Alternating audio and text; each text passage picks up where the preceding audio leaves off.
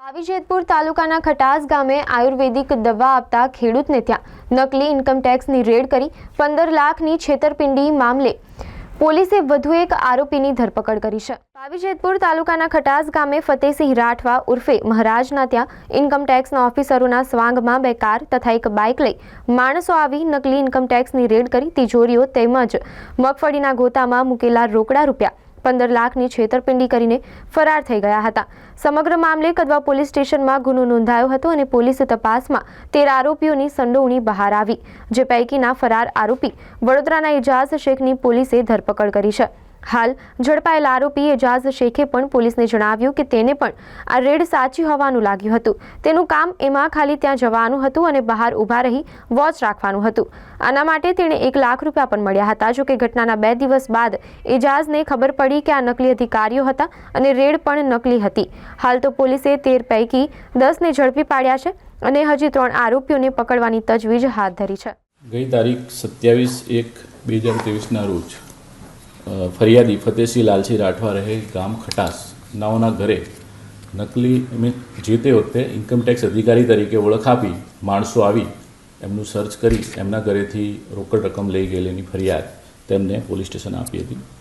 જે ફરિયાદ રજીસ્ટર કરી બાદમાં તેની તપાસ દરમિયાન કુલ 13 આરોપીઓ આઈડેન્ટિફાઈ થયા હતા, જેમાંથી કુલ 9 આરોપીઓ જે તે વખતે એરેસ્ટ કરેલા હતા। શરૂઆતમાં ફરિયાદીએ 4,05,000 રૂપિયાની રોકડ ગઈ હોવાનું દર્શાવેલ। વિશેષ નિવેદનમાં તેમને આશરે 10 થી 15 લાખ રૂપિયાની રકમ ગઈ હોવાનું વિશેષ નિવેદન આપેલ હતું, જેમાં 9 આરોપીઓ એરેસ્ટ કર્યા હતા અને જેમાં 4 આરોપીઓ હજુ એરેસ્ટ કરવાના બાકી હતા, જેમાં મનોજ મુન્નાલાલ ચૌહાણ બરોડાવાળા, તુષાર રમેશભાઈ પટેલ બરોડા, ઇમરાન જેનું આખું નામ સરનામું હજુ સુધી ક્લિયર નથી, અને એજાઝ હફીઝ શેખ બરોડા, જેને કલવાલ પોસ્ટે આ ગુનાના કામે એરેસ્ટ કરેલ છે અને હાલ આ આરોપી રિમાન્ડ ઉપર છે। એનો શું રોલ હતો? આરોપીની હકીકત એવી હતી કે આ જે આખા બનાવમાં મહેશભાઈ માધુભાઈ રાઠવા જે ખટાસ ગામનો છે અને ફરિયાદીનો રિલેટિવ છે, એને આખી ટૂંકમાં એને એવી હકીકત હતી કે પૈસા છે એમના ભાઈ વધારે અને ઇન્કમટેક્સની રેડ પડાવી છે, અસલી પડાવવાની વાત હતી।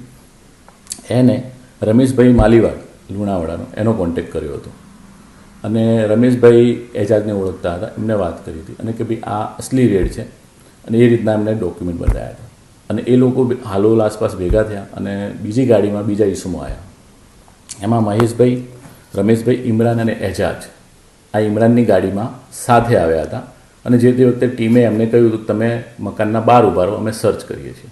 એટલે એ વખતે મહેશભાઈ માછી અને એજાજ આ લોકો બહાર ઊભા રહી અને ખાલી વોચ રાખતા હતા કે અંદર કામગીરી ચાલુ। બાદમાં રેડ થયા પછી જે બી પેમેન્ટ કે જે પણ હતું એ બીજી ગાડીમાં ગયું અને એ લોકો બરોડા ગયા। એજાજને એમાંથી 1 લાખ રૂપિયા જે સરકાર જનરલી આપતી હોય છે આવી કોઈ રેડમાં એ રીતના કહીને આપ્યા હતા, એટલે એજાજને 1 લાખ રૂપિયા મળ્યા હતા અને બીજા દિવસે ફરિયાદ થતાં અમને ત્રીજા દિવસે ખબર પડી કે આ રેડ આખી નકલી હતી। એવું પછી હાલના આરોપી એવું જણાવે છે કે અમને 2 દિવસ પછી ખબર પડી કે આ આખી રેડ નકલી હતી। એમાં આ એજાજ છે, આ મહેશ માછી, રમેશ અને મહેશને અને ઇમરાનને જોડેથી ઓળખે છે, બાકી બીજા આરોપીઓને જે તે વખતે ફર્સ્ટ ટાઈમ જ મળ્યો હતો, ક્યાં રહે છે, શું રહે છે એ હજુ એને સુધી ખબર નથી, એવું હાલની હકીકતમાં જણાવે છે। અને એને જે મળેલા 1 લાખ રૂપિયા છે એ હાલ રિકવર કરવાની કાર્યવાહી ચાલુ છે।